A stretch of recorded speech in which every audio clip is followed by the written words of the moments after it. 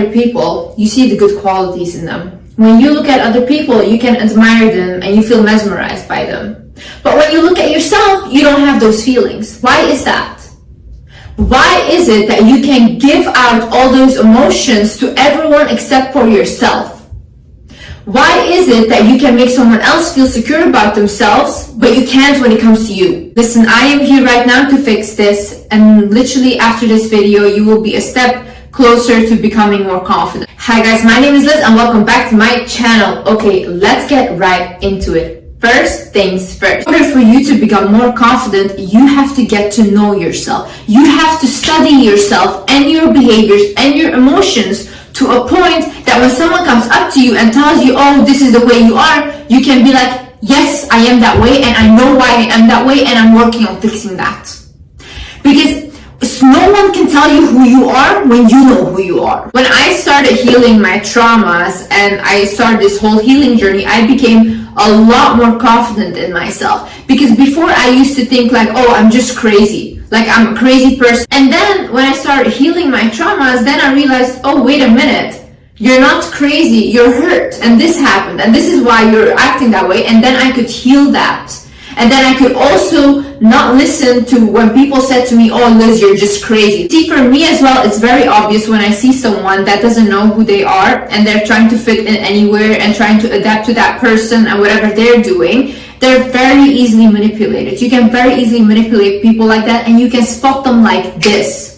And when people want to take advantage of you, they will see that in you. So how do you study yourself? You journal, okay? Now go to internet, like go even to my Instagram account, it's The Wizard Liz. I have shadow work questions there. You click on them. You go to Pinterest, you look up shadow work questions, journaling questions about myself. You look all these questions up and then you answer them for yourself. That way you will get to know yourself little by little, more and more. The thing that helped for me personally was therapy. I went into therapy, I talked to my therapist and she validated me in a lot of ways. I've been gaslighted my whole life and thought that I was overreacting, nothing was wrong with me, I was just crazy. Until I started talking to my therapist and then she told me, no, you are this way because this happened. This is how we can fix it.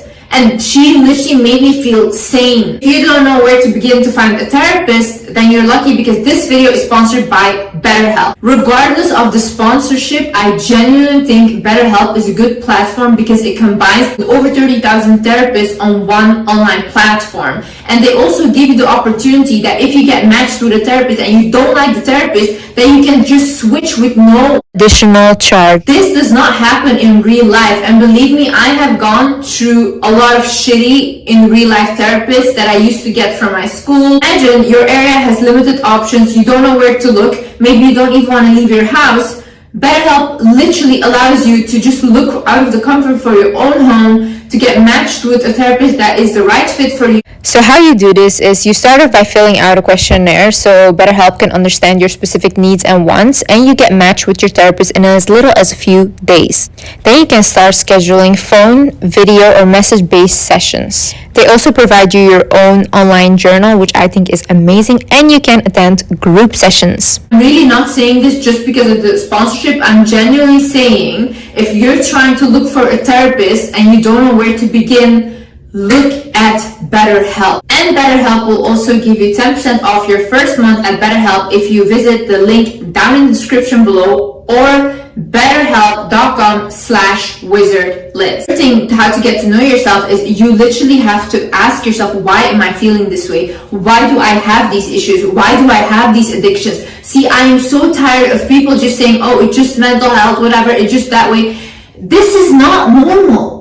This behavior is not normal. Like, even if I think about myself, right? When I had my ED where I would binge and then, the food, if I look back at myself now, even in my head, imagining myself doing that, my behavior was not normal. But people will tell you, oh no, it's just a mental health issue, whatever. No, I was severely traumatized and I didn't know how to get my trauma out other than doing that. Had I known that this could be linked to trauma, what I was doing, and not just because I had an ED, I would have gone into therapy much faster. thing is read books about subjects that you want to know more about yourself, right? So for example, me, I had obviously the PTSD and trauma, so I read the book The Body Keeps the Score. Guys, this book was like, what? So these things are actually like scientifically proven that can happen. There's research done on this. It's like my brain is wired differently than non-abused children. I was like, wait a minute, like literally a whole door opened for me. So educate yourself on yourself. You're the best subject you will ever study. You're the best investment you will ever make. See, people cannot take away your knowledge. They can take away anything from you. They can make you feel this small. They can make you feel stupid. But what they cannot take away from you is what you know and your intelligence. So work on that. Dedicated to something. See, confident people always have something that they're dedicated to, whether it's a goal, whether it's a hobby, whatever it is, you know. If you don't have any dedication or any stability in life, all your other things in life will also not be stable, or you will also not be dedicated to other things in your life. Like for example, you don't have a dedication in your regular routine, you'll probably also not have the dedication in your relationships and friendships, because you don't even care about your own life. Why would you care to create a life with someone else? Obviously, people like that will not be confident, because what is there to be confident about? Why should you be confident? Literally, if you're constantly not doing anything, you don't have any goals, you don't have anything that you want to do, or even hobbies you like to engage in, how should you be confident?